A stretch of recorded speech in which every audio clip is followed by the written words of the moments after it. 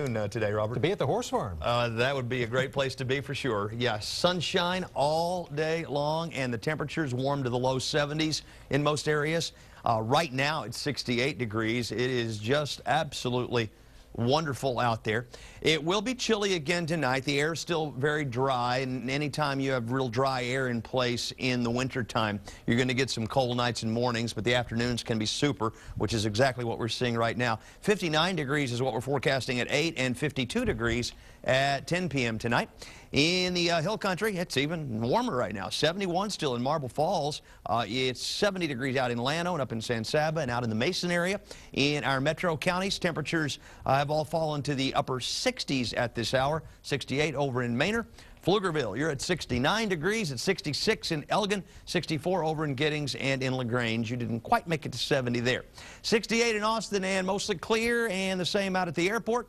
Air dry, wind south, less than 10 miles per hour. Sunset is at 5:40 tonight. Well, Cedar, I told you yesterday, get ready for it to start showing up on a regular basis, and it really blew up a little bit today.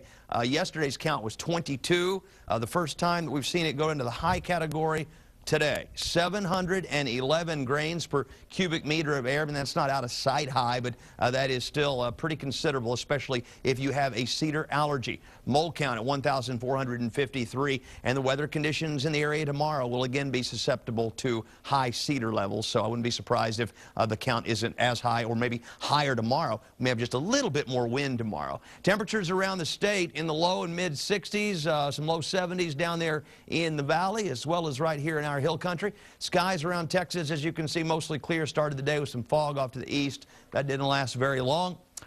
Pretty quiet out in the northeast. A little system moving across there, producing some snows and showers, but not a big deal. But the storm track right now has shifted to the north. That split flow in the jet stream that brought us the rain-making systems is gone, and this storm track, it looks like it's going to remain up here for at least the next 10 days to 2 weeks. Now, we'll see little disturbances come by in it that'll send cold fronts down into Texas, but they should be dry fronts. So we're calling generally for drier than normal weather. This isn't the next 7 days. This is 14 days out. This is January 6th through January 12th.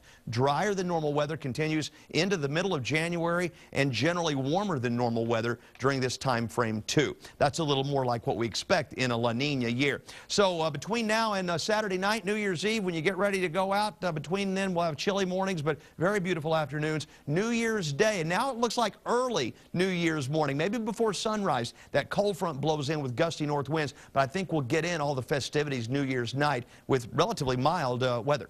Tonight, lows falling into the 30s again, cold in the morning. But again, nice tomorrow afternoon, 70 or above with just a weak little wind shift coming in. 42 in Austin tonight and clear. Let's go 70 tomorrow. Mostly sunny to kick off the holiday weekend. And then on Saturday, New Year's Eve, a high of 74. Saturday night looks good. We'll give you an hour-by-hour Saturday night party forecast in our 6 o'clock broadcast. New Year's Day, colder, and colder weather continues into early next week. Robert.